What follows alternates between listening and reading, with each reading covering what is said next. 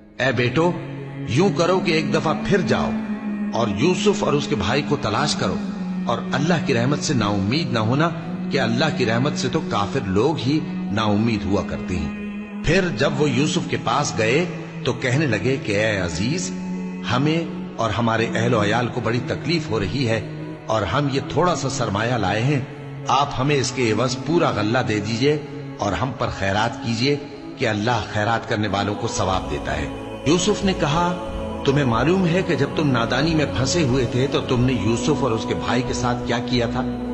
وہ بولے، کیا واقعی تم ہی یوسف ہو؟ انہوں نے کہا، ہاں میں یوسف ہوں، اور بن یامین کی طرف اشارہ کر کے کہنے لگے، یہ میرا بھائی ہے، اللہ نے ہم پر بڑا احسان کیا ہے۔ جو شخص اللہ سے ڈرتا اور صبر کرتا ہے تو اللہ نیکوکاروں کا اجر ضائع نہیں کرتا۔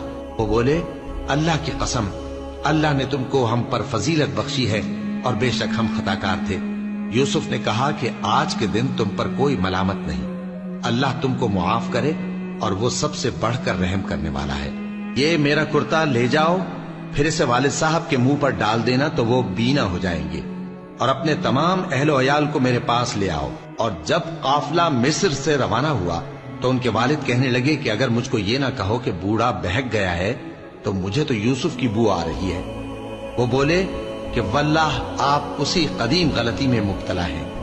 مگر جب خوشخبری دینے والا آ پہنچا تو اس نے کرتا ان کے منہ پر ڈال دیا، سو وہ بینا ہو گئے، اور بیٹوں سے کہنے لگے، کیا میں نے تم سے نہیں کہا تھا کہ میں اللہ کی طرف سے وہ باتیں جانتا ہوں جو تم نہیں جانتے؟ بیٹوں نے کہا کہ ابا، ہمارے لیے ہمارے گناہ کی مغفرت مانگیے، بے شک ہم خطا کار تھے۔ فرمایا، میں اپنے پروردگار سے تمہارے لیے بخشش مانگوں گا، بے شک وہ بخشنے والا ہے، مہربان ہے۔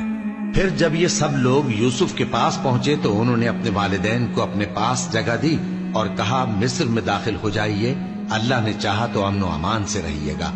اور اپنے والدین کو تخت پر بٹھایا، اور سب ان کے آگے سجدے میں گر پڑے۔ اور اس وقت یوسف نے کہا، ابا جان، یہ میرے اس خواب کی تعبیر ہے جو میں نے پہلے بچپن میں دیکھا تھا۔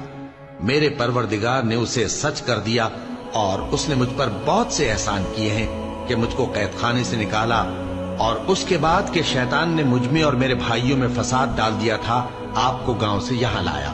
بے شک میرا پروردگار جو چاہتا ہے تدبیر سے کرتا ہے، وہ علم والا ہے، حکمت والا ہے۔ جب یہ سب باتیں ہو لیں تو یوسف نے اللہ سے دعا کی کہ اے میرے پروردگار، تو نے مجھ کو حکومت سے نوازا اور خوابوں کی تعبیر کا علم بخشا۔ اے آسمانوں اور زمین کے پیدا کرنے والے، تو ہی دنیا اور آخرت میں میرا کارساز ہے۔ تو مجھے دنیا سے اپنی اطاعت کی حالت میں اٹھائیو، اور آخرت میں اپنے نیک بندوں میں داخل کیجو۔